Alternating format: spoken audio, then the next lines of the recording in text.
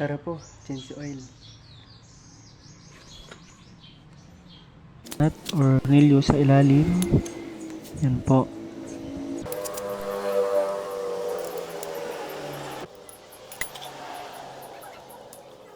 Hayaan lang po natin hanggang sa wala na pong tutulo talaga na yung natirang langis.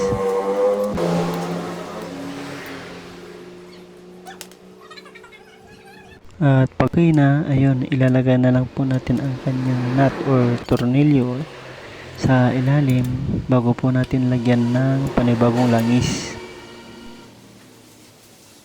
So, buhusin po natin ang bandang ibabaw na thread mga idol. Yan po.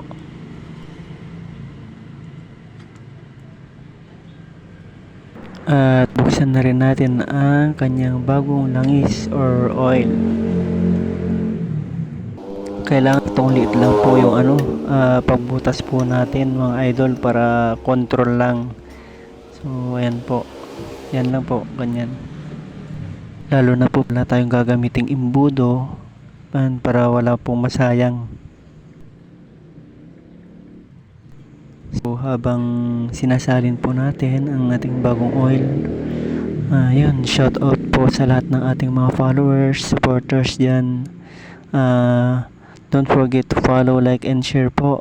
Thank you and God bless everyone.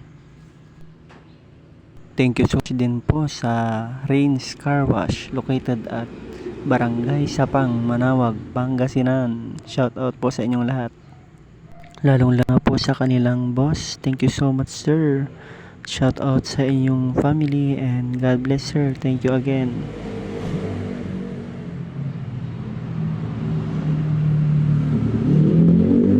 Subscribe din po sa aking YouTube channel. Like and share na rin po. Simple Lanyo Rider.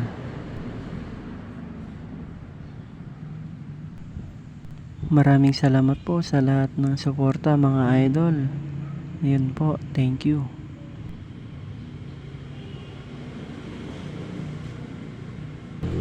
Ayun, so ganun lang po kadali kung paano po mag-change oil mga idol. Ayan, tapos na po tayo. Thank you po sa lahat ng manonood.